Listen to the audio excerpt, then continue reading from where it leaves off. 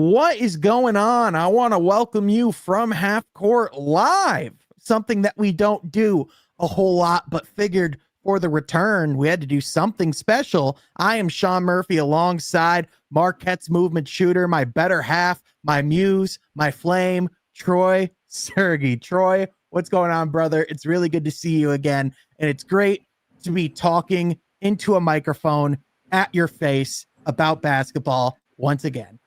Yeah, Sean, doing well. We've got about 6 or 7 weeks till the regular season picks up, probably about 4 or 5 weeks till preseason.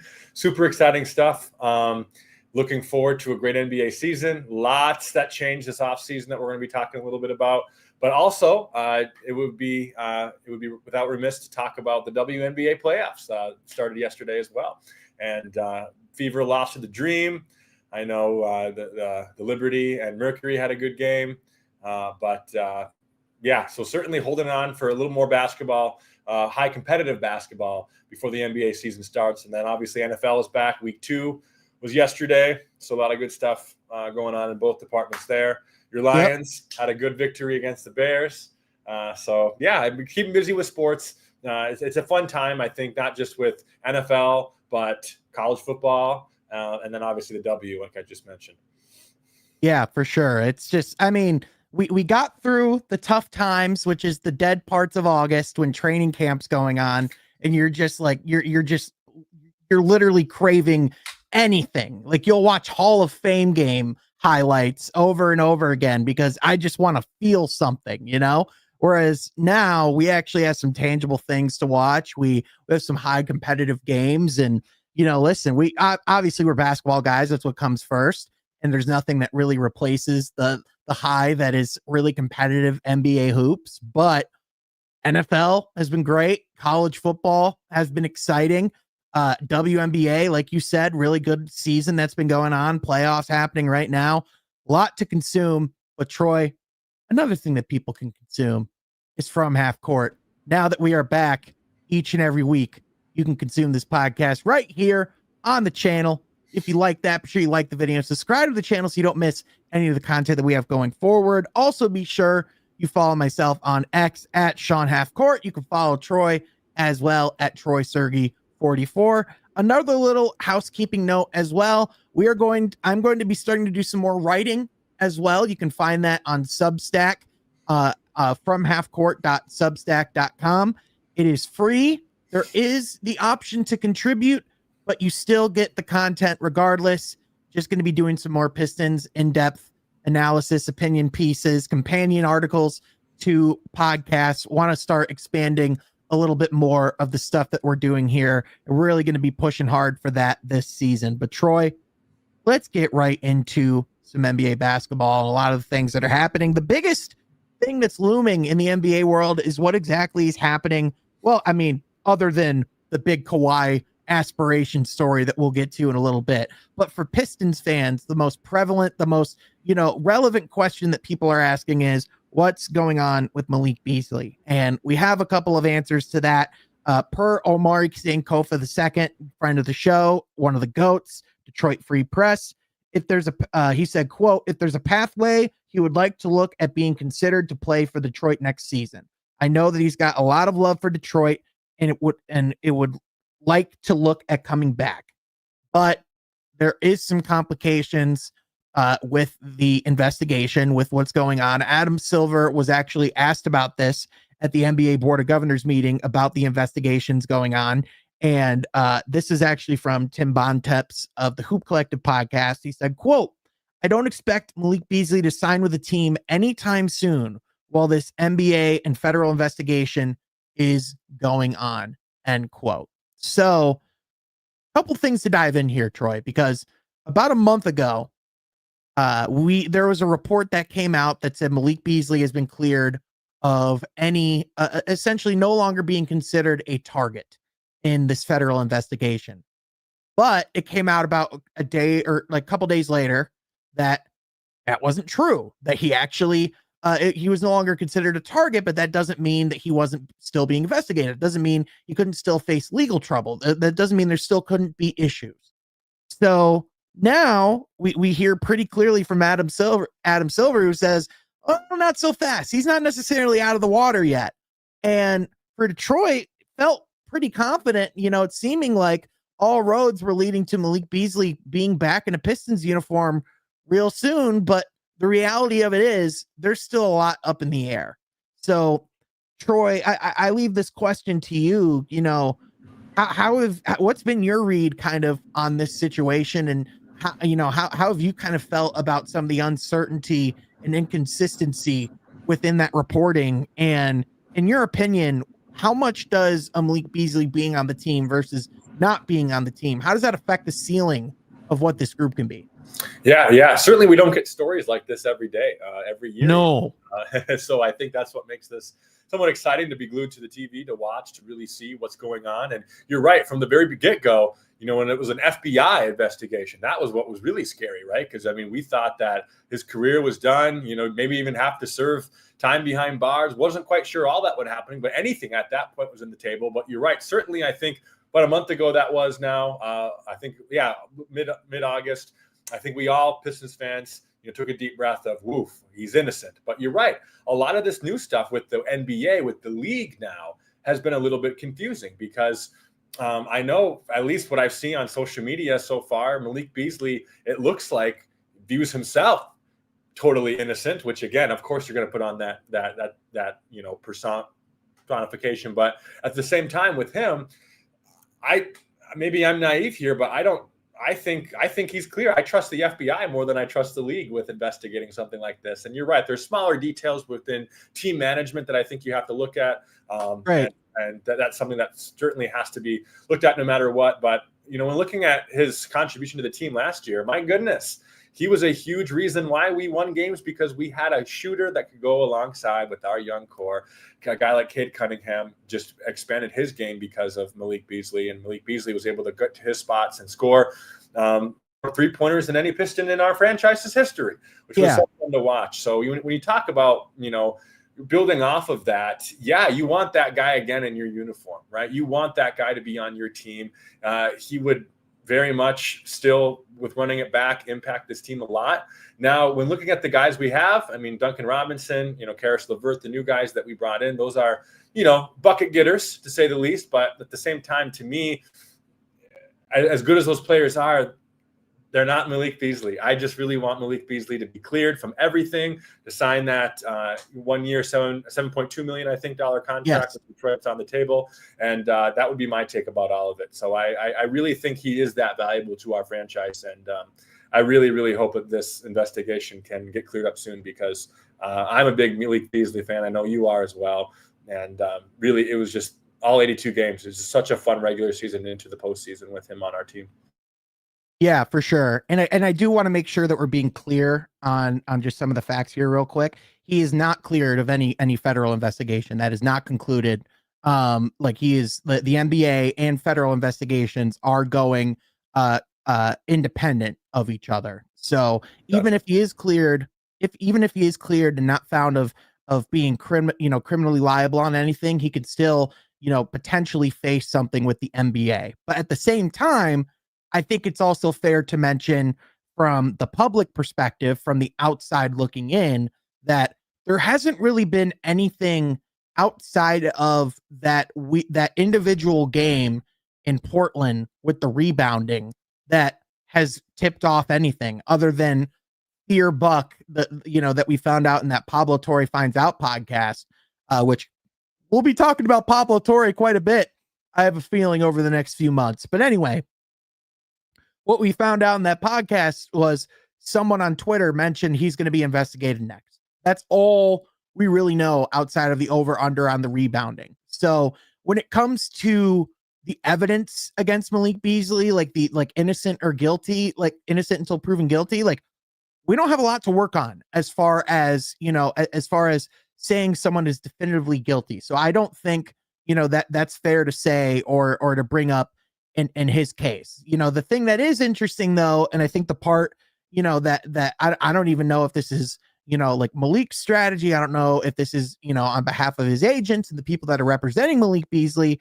But, the bigger issue is just the lack of clarity in the reporting in the situation, especially from some of the most prominent names in sports. Like the biggest reporter like in the league, specifically Shams, being so inconsistent with, kind of like the reporting of coming out and really it just seems like he's reporting whatever's relayed via the agents, whereas there's been quite a bit of fact checking and a lot of things that are just conflicting with Sham's actual reporting. So to me, it's just the vibes on it are just weird from that standpoint. I'm very curious to see, just how that develops from that point. But let's see. We have Chuck Brewer. It says, I'll play the other side of the coin. He wasn't great on defense, and my screen's being all weird. So let me move this over here. And the chances of him duplicating last season, not great. Unless it's a great contract, I'd move on. And I understand that perspective. What I would say to that, Chuck, is if they can bring him back on the 1 year, $7.2 million contract, I think that's potentially a win for both parties, in the sense of, for Malik, you still get to play in the league. You still get a salary that's above the veteran minimum. And for Detroit, you are paying him half of what you were planning to pay him. You're not signing him beyond a year. And you can potentially, depending on how things go, cut your losses and move on. Like to Chuck's point, it is fair to say that to expect him to reach that level of volume, what is just, that's difficult for anybody, but especially now, just kind of with some of the personal struggles and things like that, that's just a lot to, expect on top of, just some of those different things. But one thing I will say about Malik Beasley is he's a guy that's never out of the gym. He's someone who's always working on perfecting his craft. He's been very active on social media and posting stories and things like that. And from the looks of it, he's been spending a lot of time in the gym, shooting a basketball and all of those, and really getting back into the game, not letting that, get away from him. So as far as how this develops going forward, it feels like we really don't have a lot of clarity. But from the sounds of it, if Malik Beasley is cleared, the most likely destination is Detroit. And objectively speaking, Detroit would be a significantly better basketball team with him on it than without it. Because with him, you have one of the best 3-point shooters in the league on top of Duncan Robinson, on top of Karis LeVert. Whereas instead, those guys would have to be trying to replace that volume or that scoring in some capacity. And that's just going to be a tall task for anybody. Yeah, 100%. And you just look at what he's been able to accomplish last season. And, to touch Chuck's point again, the odds of exactly, the same statistics as last season, you're right, a little bit low, but that doesn't mean that, he still doesn't have, high versatile on this team, high contribution to this team.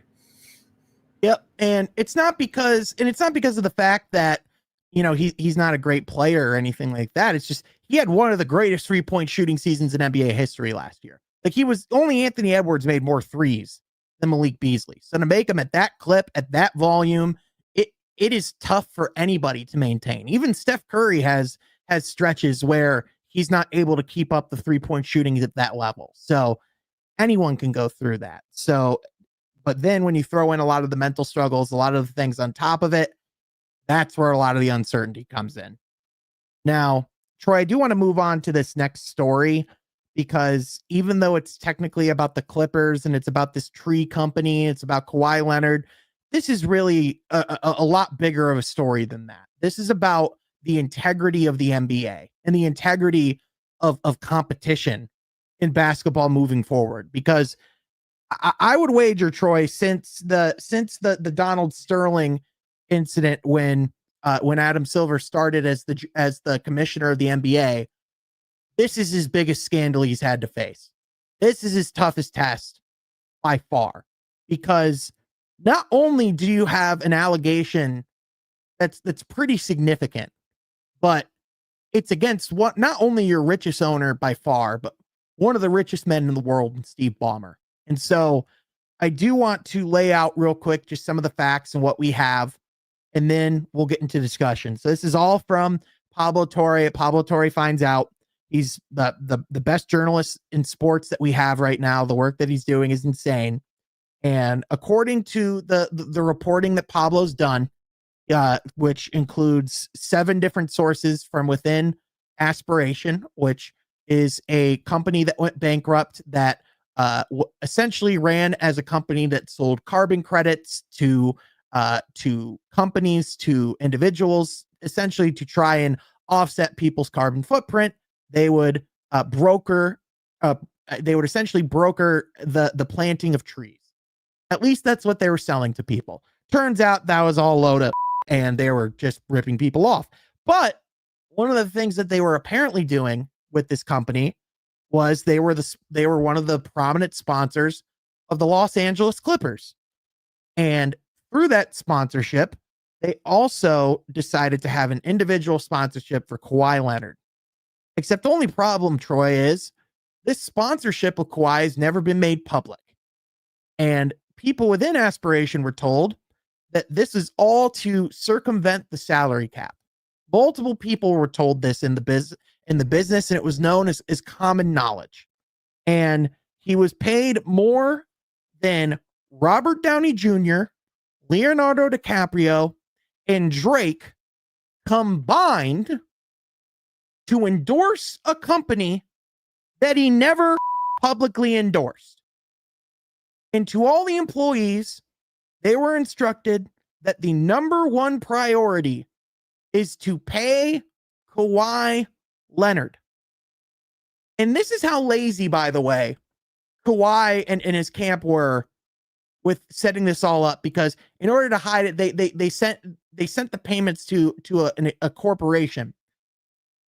This LLC that was set up by Kawhi and his camp was called KL2 Aspire LLC, meaning that its sole purpose is to receive money from Aspiration.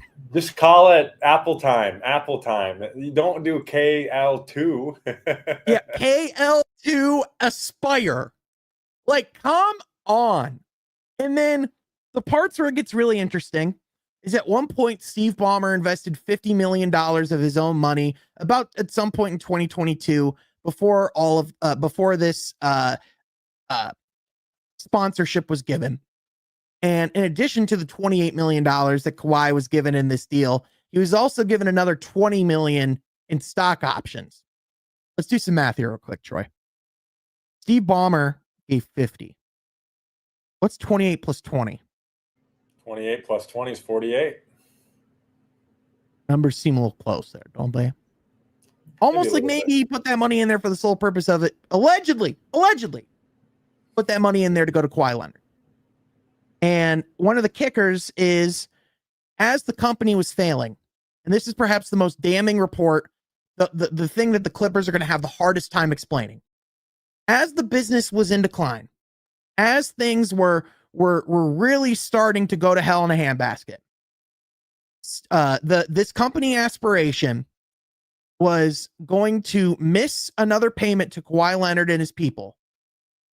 But all of a sudden, a first-time investor puts $1.99 million into Aspiration, which wouldn't equal, which it was 0.072% of the company. And the company that in the LLC that made this investment came from a man named Dennis Wong. Dennis Wong is the only other owner of the Los Angeles Clippers, is Steve Ballmer's college roommate. And by the way, in case you want to throw out the deniability of he didn't really know what was going on in the company, for one, you have to be sent disclosures on if you're being investigated by federal institutions, which they were, and also they have to disclose their financial struggles in their financial situation, which they were in default. Dennis Wong's daughter is a project manager at Aspiration. So it's almost like if anyone could have known that this was not a good investment, it would be him, because he would have someone from inside the company. And if you're thinking, but Sean, maybe he was making this investment to save people's jobs. The day Kawhi Leonard was paid, 20% of Aspiration's staff was laid off. And it's not like this guy, Dennis Wong, is going to need to fight to keep his daughter's job. It's not like she's going to be in financial ruin if she doesn't have this job with this company. He's one of he's best friends with Steve Ballmer. And he's also a multi-million-dollar real estate mogul. So all this to say, Troy, the Los Angeles Clippers are going to have a lot of explaining to do. And a lot of people within the NBA have already said, if the Clippers do not get punished here, if Adam Silver does not lay down the hammer in a severe way, this could potentially lay out the blueprint for other teams to do the exact same thing. And at that point, all bets are off. Right. And I think the big thing that you mentioned earlier, what this is actually about, is the integrity of the game. We can't miss that through all of this. And, as what we were chit-chatting earlier, Sean, I mentioned to you, all for capitalism here, but in 21st century America, especially now in this new era of 2020s, you're billionaires to not become that without doing at least something, at least once in their life, a little bit unethical, right? And this is especially Steve Ballmer's new level. Yeah, maybe a little bit. Yeah. This is, I guess, what you expect having an owner this rich, but it's something you would have hoped not to happen. But looking at Chuck's comment here, the real question is it already happening elsewhere, but done better? Obviously, that does become a question that we have. That very well could be true. And I think that's the scary part about all of this, is that this is the biggest name because it's the wealthiest owner, but also one of the wealthiest Americans now. And that's what makes this story, extra interesting. But I think this is something that definitely we need to keep an eye on. And I really hope, we're looking at other things in the past, and, this can be a defining moment in Adam Silver's legacy of being a commissioner, right? I mean, it's moments like this that define someone with that type of leadership position. So you're absolutely right. You hope that there's something to get down on the Clippers. But this is, I guess, what happens when you have an owner that wealthy. I would be interesting, Sean, have you read much about what's going on Clippers Twitter, or Clippers X, I should say? What are fans' perspectives of this right now, who are diehard Clippers fans? Oh, they're in dismay, Troy. Like they're in dismay. It's do you know the George Bush meme where someone's like whispering in his ear from from that tragic event in American history? Yeah. It's pretty much like that whenever Pablo Torre drops an episode now. It's like, oh no. Like what's he gonna come for now? Because I think you were already in a really difficult spot with the Thunder winning a championship, and with the assets that you gave up, essentially forming a dynasty in Oklahoma City. You're already struggling with that, and with how things ended in the playoffs. You're already kind of frustrated with the Kawhi thing as it is. But now you're just hoping to God that this isn't true. Because, just to give a little bit of context, the most common case, the thing that's the closest precedent to this was in the late 90s, early 2000s. The Minnesota Timberwolves drafted Joe Smith, and they wanted to pay, and he wanted to be paid more beyond his rookie salary. And Glenn Taylor seemingly obliged.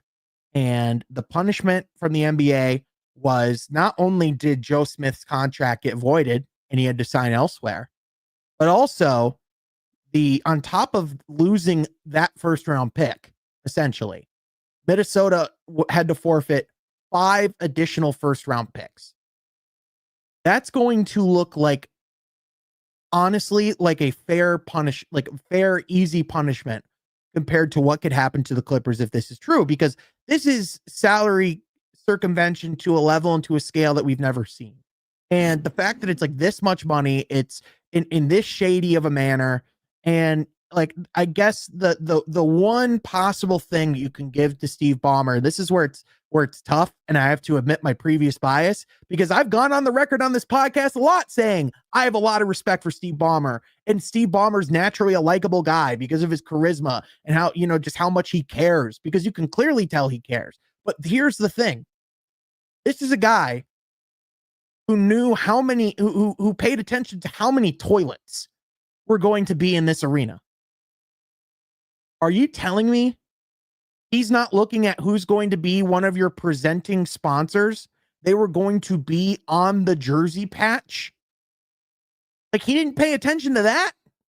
Right. Yeah, absolutely. You're absolutely right. And you can't help but to think, when looking at more punishment too. I mean, talking about picks and salaries and all of that. But I mean, Adam Silver's the commissioner of the league. He can do something like, I don't know, a forced selling of the team.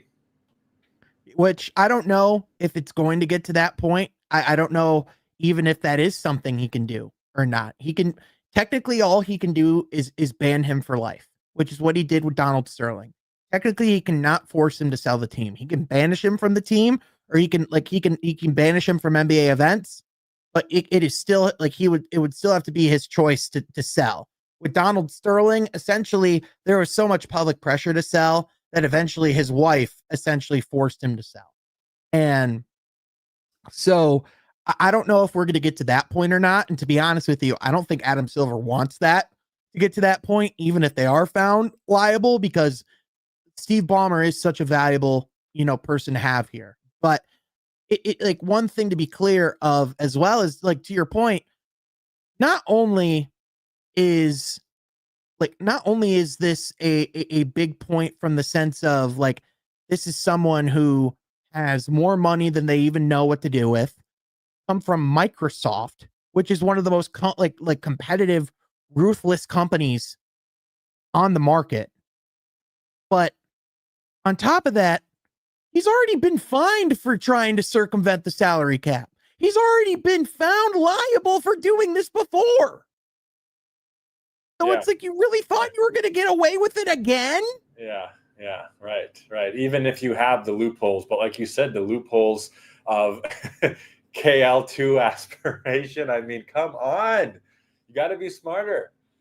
Yeah. And just, quite frankly, just the way that this whole company is just a disaster of a company, that I can't believe they got all these people to jump on board.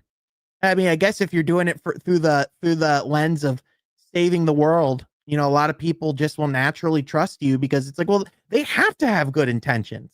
Right. With climate change awareness, sure. Yep, for sure. And so the reason why this is relevant to a team like the Pistons is because the whole reason why the salary cap has gotten as strict as it has gotten is to promote parity, is to keep players from going to just leaving in free agency and going to the big markets, or teaming up in the nice cities. It's to prevent the Los Angeles Lakers from winning another 17 titles over the next 30 years, or the Celtics doing the exact same thing, or the Knicks, or the Bulls, or, I don't know, the richest owner in the world in Los Angeles, who, if you look at the overall net worth of the top 10 owners in the NBA, just to give you an idea of how big Steve Ballmer's net worth is, to match that net worth, you would have to combine the next 8 owners' net worth to match Steve Ballmer's. That's how rich and powerful this man is. It's unreal. Unreal. By the way, want to know the funniest thing? You know what Steve Ballmer's role is in the NBA Board of Governors? Let's hear it. He's on the auditing committee. His whole thing is ensuring financial integrity. Wow. The auditor is the one who's doing the dirty work. You can't write this stuff, Troy. You can't script this. You can't. And I think when looking at, a situation like this, it's comical. You're right. We can smile, we can laugh, but man, this is not going to end in September or October when the season starts. This is going to be an ongoing conversation we're going to be having, and the league's going to be having for the rest of the season, and maybe even this time next year, we'll still be talking about this, or at least looking at the repercussions of what this has done. It's like breaking news. Ivy and Duran signed league minimum deals. Nothing shady. Trust me. It's like, exactly. It's like, yeah, all of a sudden, like Kawhi decides to be team friendly when this is the guy who, when he lost his Wingstop coupons, called Wingstop frantically and said, "Get me my coupons." Like, this is who we're talking about here. Yeah. And like, we already know his uncle has asked for shady stuff in the past and he got in trouble for that. Why would Steve Ballmer say no when that money's just trivial to him anyway? And so that's where, again, I just think the Clippers are going to have a really hard time explaining that away. And if they are not found, to be liable, if they are not like punished in a severe way, that's where things can get really screwed up, is because you're going to see a lot of teams trying to work around the system and do the exact same thing. And by the way, remember when Jalen Brunson signed that really team-friendly deal like 3 or 4 months ago? Yeah. Pablo already said he's investigating that. Oh, my goodness. So, Knicks fans, I'd start praying too. On that note, speaking of that, I think it's a good time. Let's reflect, Troy, on the craziest NBA offseason ever. That's what was presented to us back in June. Do you remember back at the beginning of the summer, we were for sure Giannis Antetokounmpo would not be on the Milwaukee Bucks. Right. And he sure is still today. And the biggest signing that happened this summer was Nickeil Alexander-Walker. Nickeil Alexander-Walker. Josh Giddey just signed his deal with the Chicago Bulls for 4 years, $100 million. He wanted to get it to 30, and they were absolutely struggling to do that. Otherwise, a lot of restricted free agents are hanging in limbo. Obviously, there was the Kevin Durant move. It's not like there were things that didn't happen.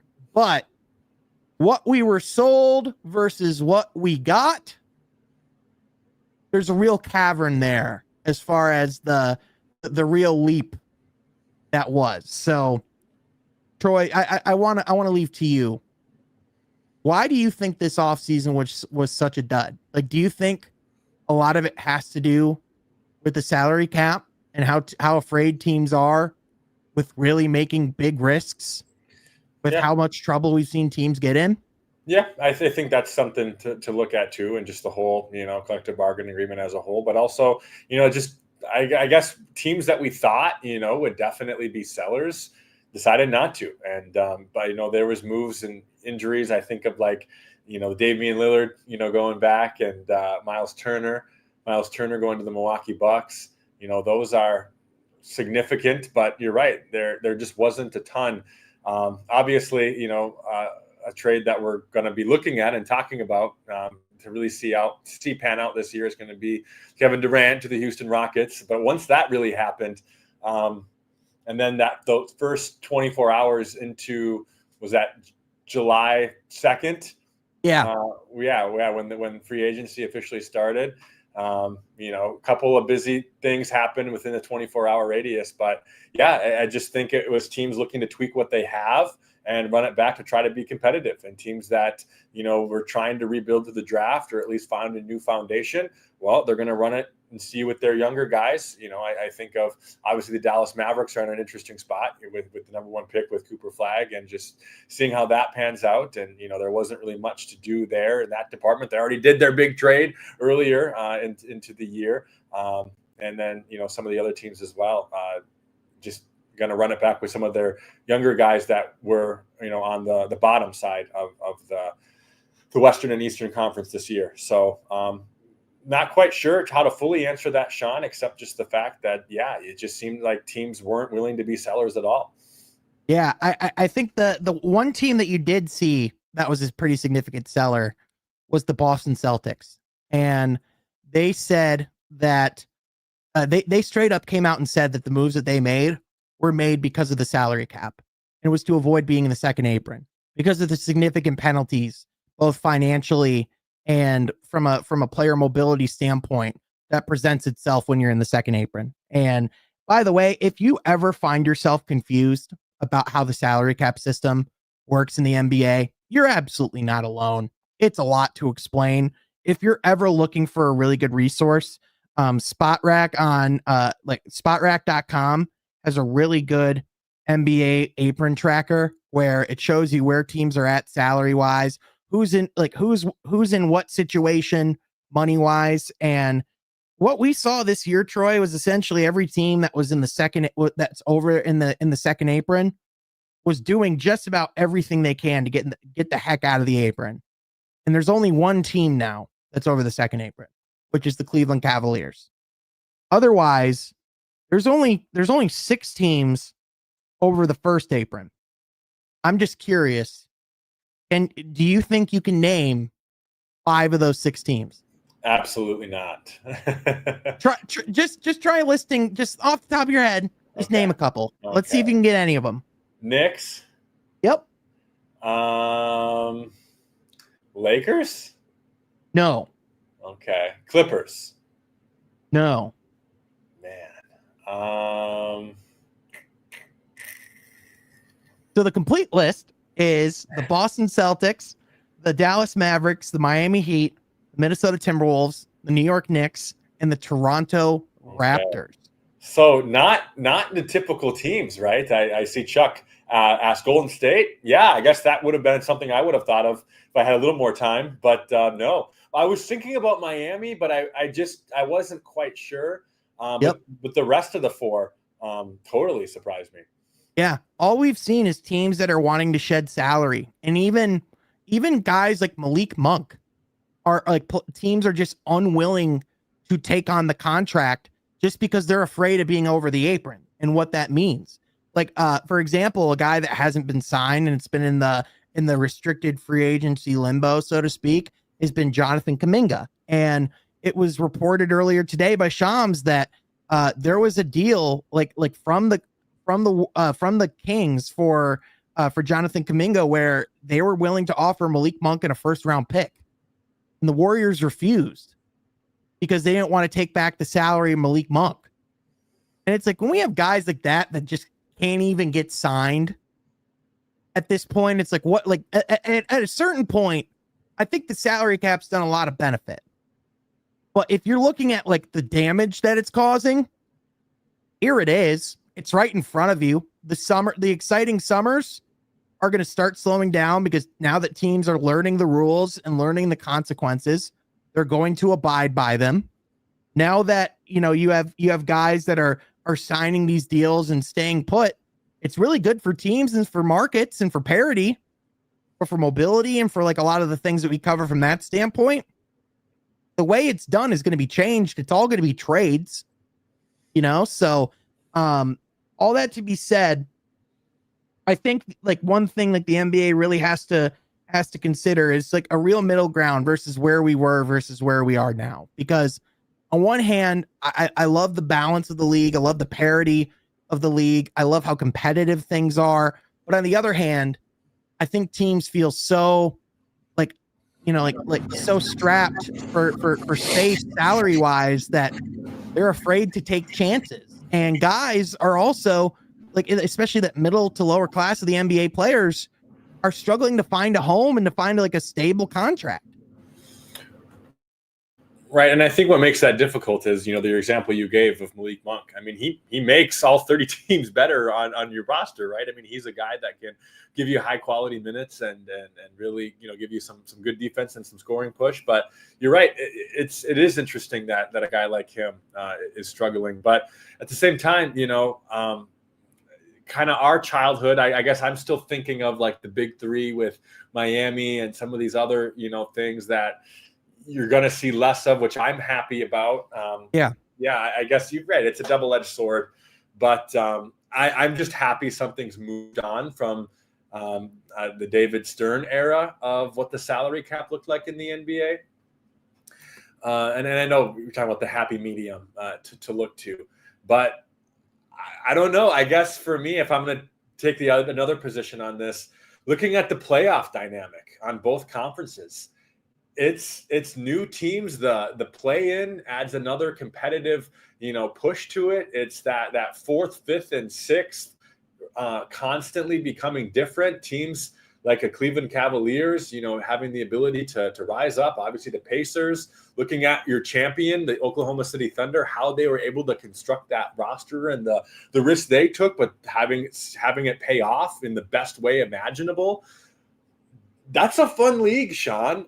It is a fun league, and I'm not disputing that. I think my conversation is more so through the lens of, like, for the players, did we screw ourselves over with the deal that we signed in the collective bargaining agreement? Because a lot of us are struggling to find homes and stable contracts, and there's a lot less predictability, a lot less guaranteed money going out there right now. Whereas in the past, we talked about guys getting crazy money. Like, there was a summer where, like, I remember, like, Harrison Barnes got like a 4-year, $100 million, $120 million contract. And, like, there were like a lot of guys who were just getting paid money where it's like, I'm sorry, why are they getting paid that?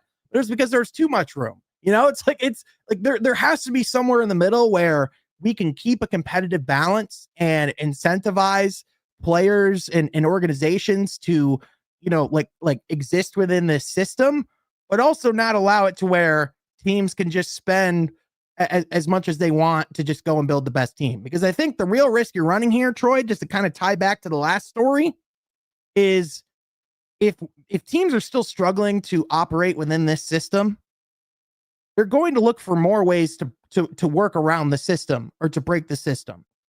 And especially if Adam Silver does nothing with this Steve Ballmer thing, or if they just get a light slap on the wrist for something that a lot of owners and a lot of teams feel is very shady business and something that shouldn't be allowed to continue within the NBA, you're just going to see more of this stuff happen.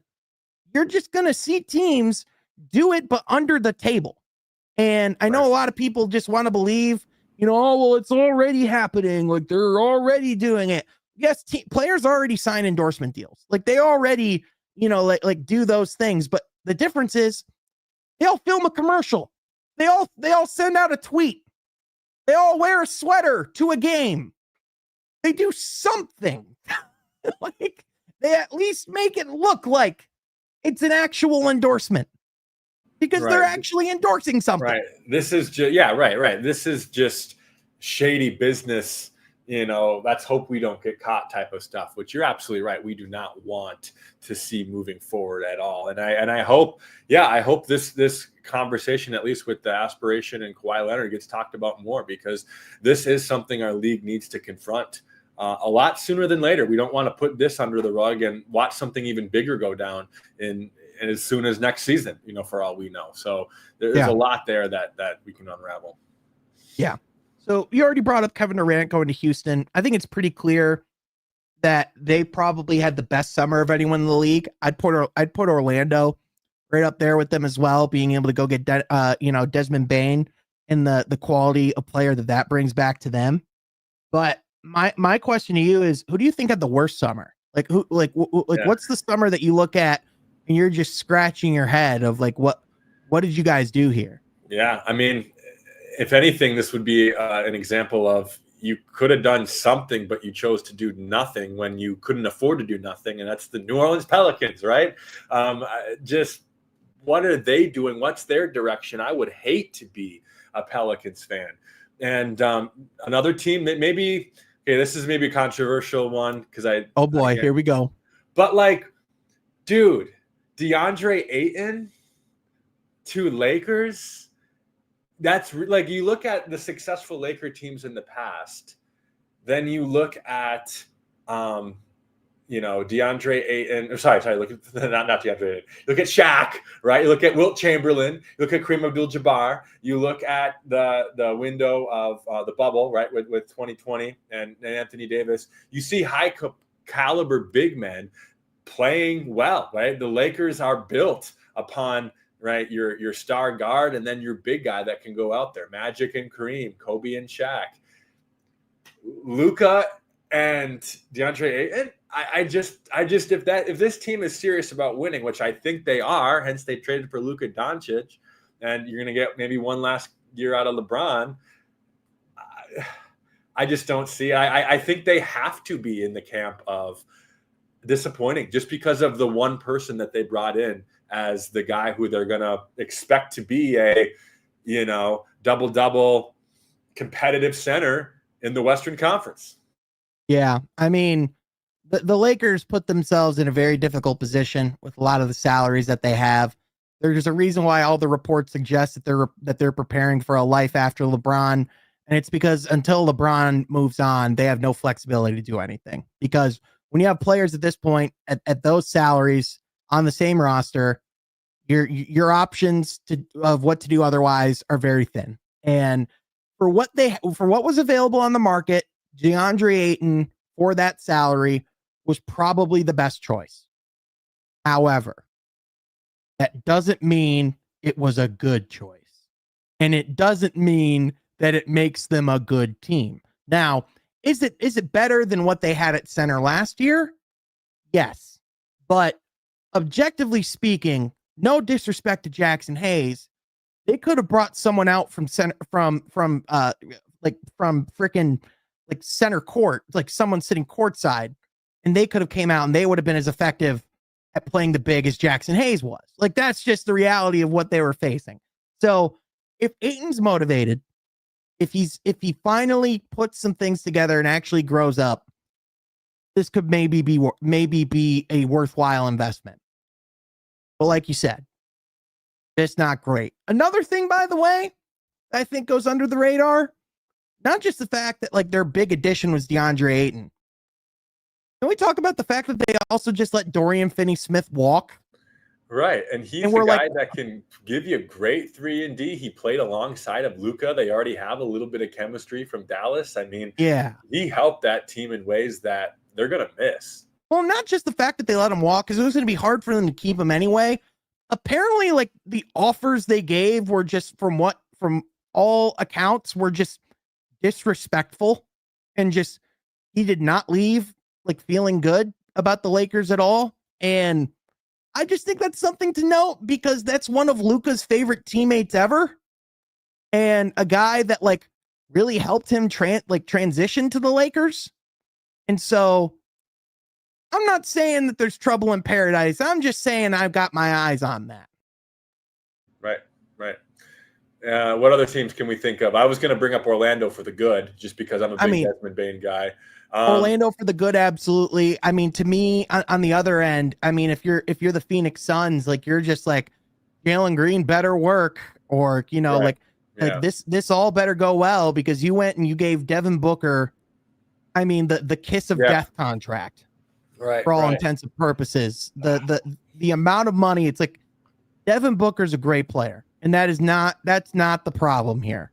This isn't a Bradley Beal situation where it's why are you paying this player this money?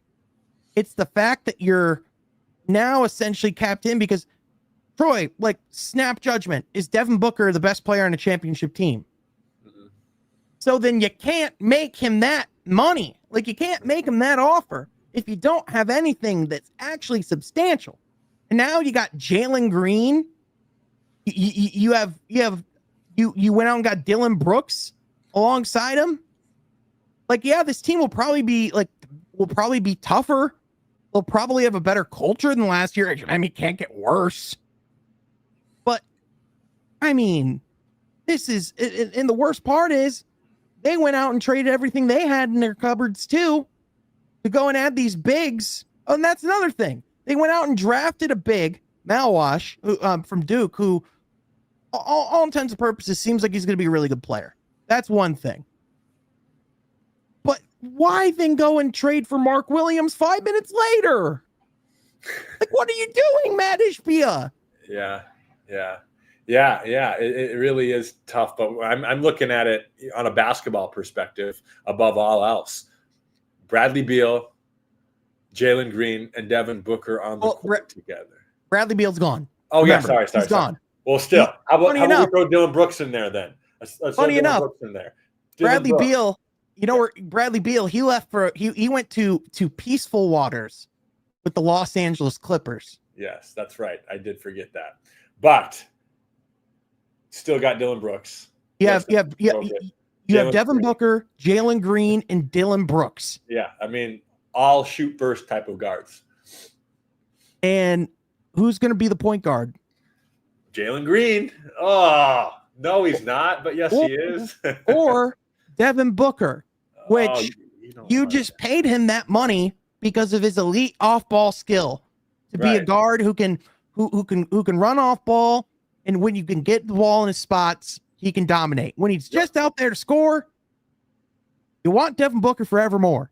But if he's out there to be your point guard, yeah, what are you doing? You're just limiting. You're limiting his potential. You're setting him up to fail, and yeah, it's just disappointing. I mean, hey, go get your bag. Good for you. I mean, the other one's obvious. You already brought it up. New Orleans. I mean, like that's just like the trade. I mean, we've already said it, but you know. I know.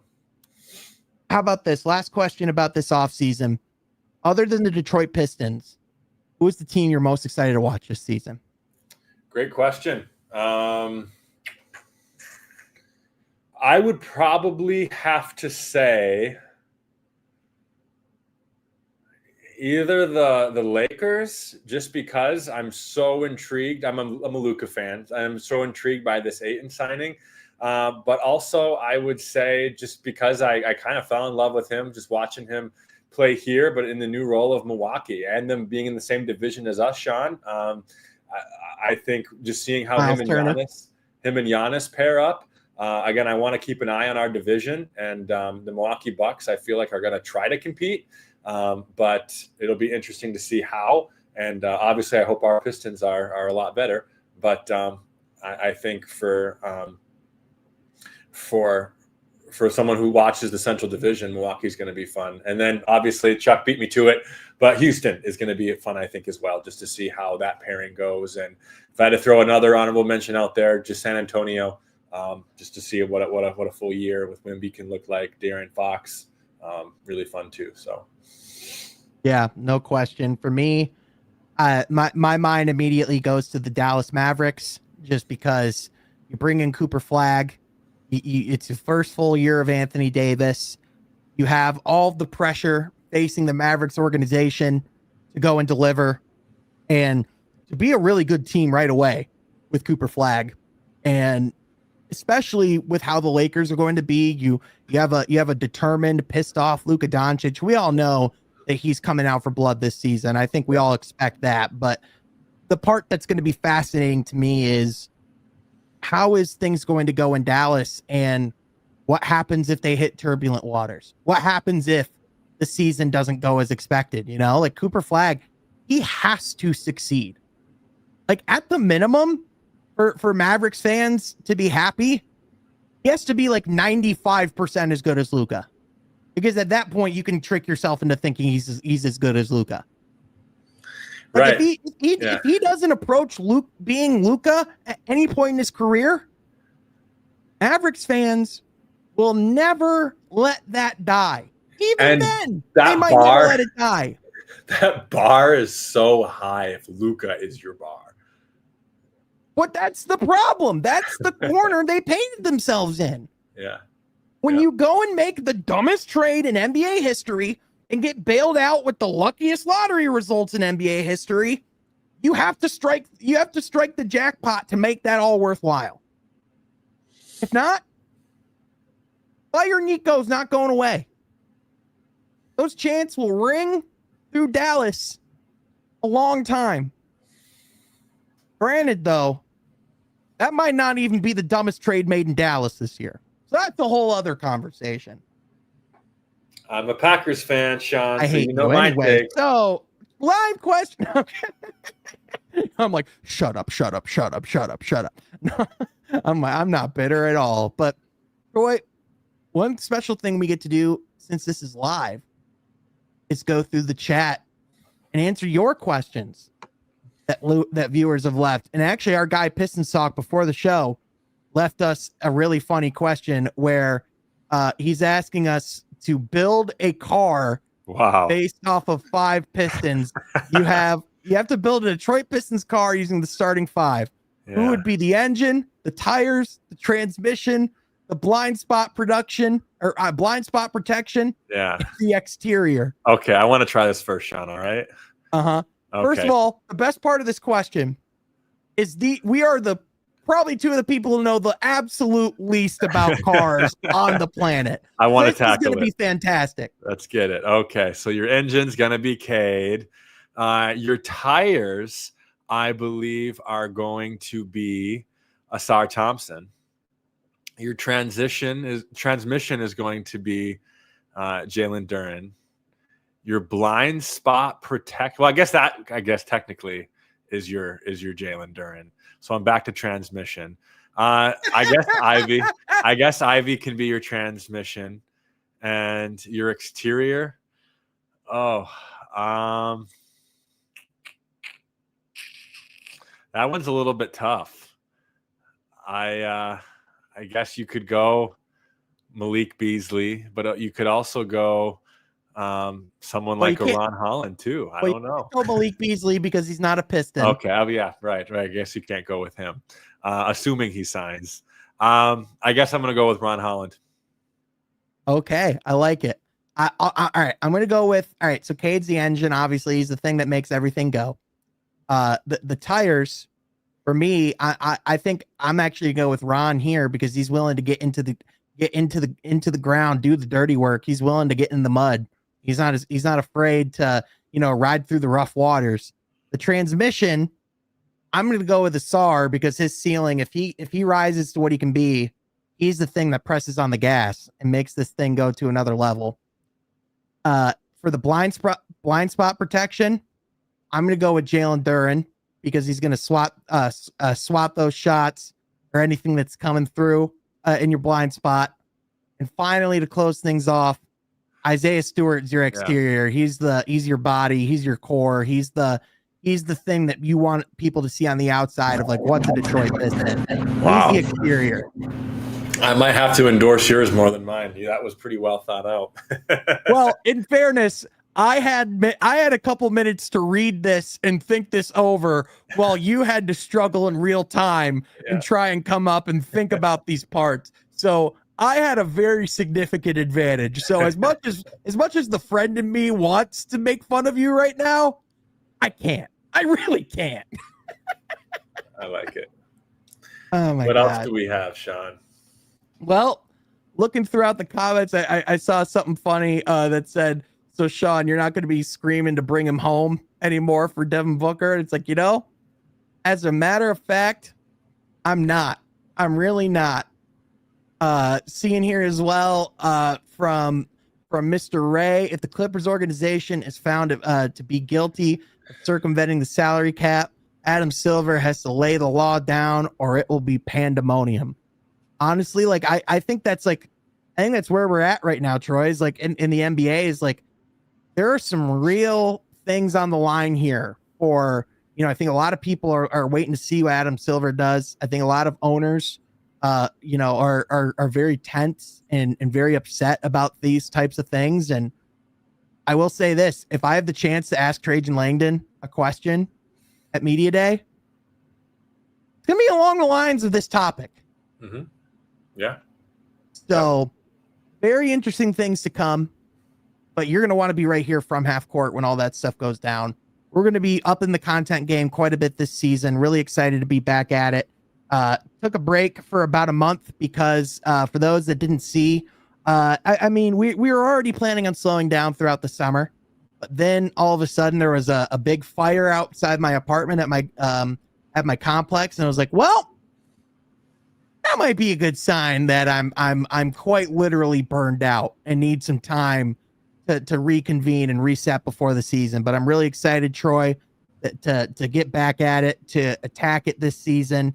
And we're going to be doing a lot of great things here on the channel, as well as going to be writing some good stuff over on the Substack. So be sure you go to fromhalfcourt.substack.com and check that out as well. But that's going to do it for today, folks. Thank you so much for listening. We'll catch you guys next time from Half Court, and be sure you're subscribed.